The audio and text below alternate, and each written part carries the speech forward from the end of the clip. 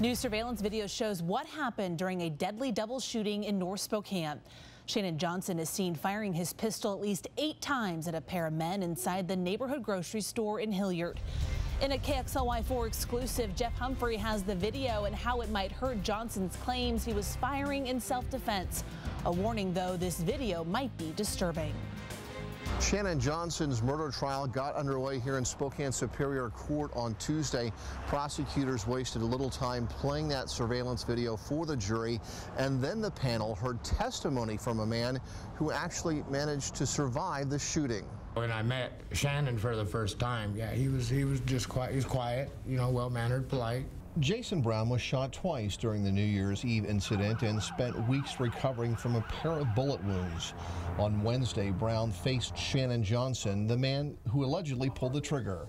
When Shannon's girlfriend come out and I could hear David yelling at her is when I walked up and told him, you know, it's time to go. Brown told the jury that his friend David Lugin and Johnson were arguing over a borrowed gun.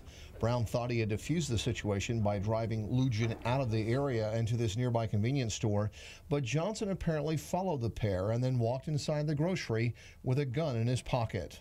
When Shannon come into the store, the first thing that I remember come out of his mouth is, "Why did you show up to my girl's house acting an ass?" The surveillance video then shows Johnson and Lugin walk back outside the store, and that's when Johnson pulls his gun and opens fire. Even after Lugin falls to the ground, Johnson shoots into his motionless body and then turns his gun on Brown, who's hit twice before Johnson flees on foot.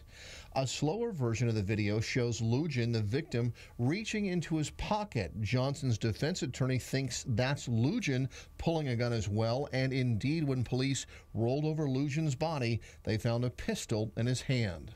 Johnson's attorney says his client acted in self-defense, but prosecutors say the victim was walking away from Johnson when he was shot, and they will remind the jury that Johnson ran from police instead of sticking around to justify his actions. Reporting in Spokane, Jeff Humphrey, KXLY4.